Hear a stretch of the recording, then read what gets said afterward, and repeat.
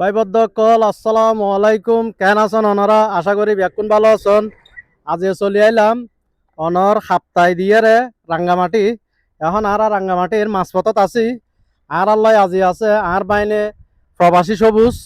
তো বহুত দিন বাদ আর সফরত বাইরে। তো সবুজের অনুভূতি আসলে এই জানতাম চাই মাঝিয়ে যে বহুত দিন বাদ আর এই যে দীর্ঘ বহুত দিন এই ও প্রবাসত আছিল।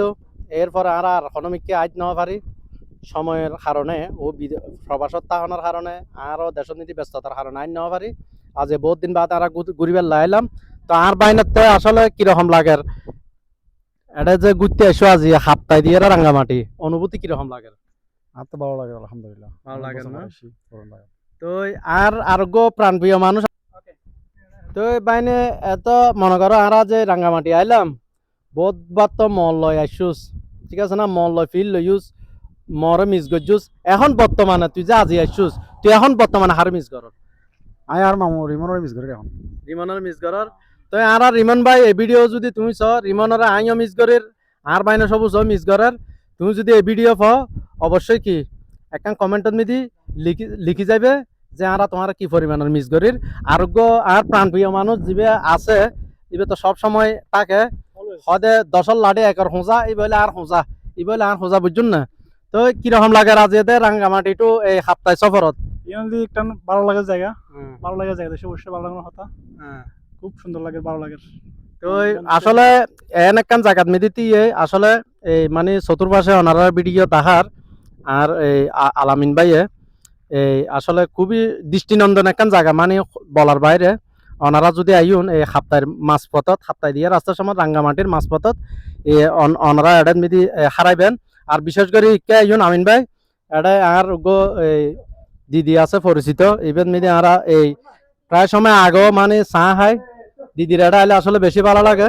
দিদির এটা আইলে আর চা ছাড়া দিদির চা ছাড়া আর রাঙ্গামাটি সফর হইবে সফল নয়। এবার আর দিদি তো দিদির লাই বিয়াগুনো দোয়া করিবেন। হ্যাঁ দিদি তো ভালো আছেন তো? ক্যান্সেল ব্যবসা বাণিজ্য ক্যান্সেল হলো না? ব্যবসা তো এখন নাই, এখন নাই না? এখন নাই ব্যবসা। এখন আসলে এই পর্যটক কমে গিয়ে দিদি তারার ব্যবসা বাণিজ্য খুবই কম। আসলে আসলে খুব কষ্ট লাগে উনি এর। তো ওনারা এই দোকান দিদি এখানে কি জায়গা হয় এখানে কি নাম? তো দর্শক ওনারা এই সাপ্তাহিক নাস্তা সমত এই মাঝপথত রাঙ্গামাটির মাঝপথত হামিলাচরি ইয়ে তাহার দিদির দোকান দিদিরে চিনি রাখিবেন। ওনারা আইবেন এই দিদির একটা চা পানি খুবই ভালো এই নাস্তা পানি খাইবেন। বিয়া কিছু পাওয়া যায় ঘরোয়া পরিবেশে বিয়া কিছু আর দিদি বানায়।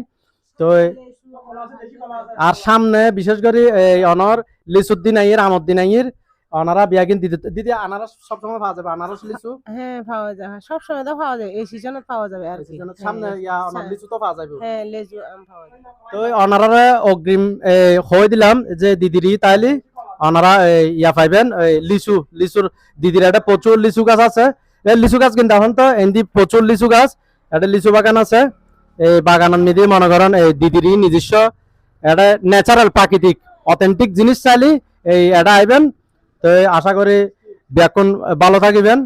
তো দোয়া করিবেন আইও অনলাই দোয়া করির। আসসালামু আলাইকুম।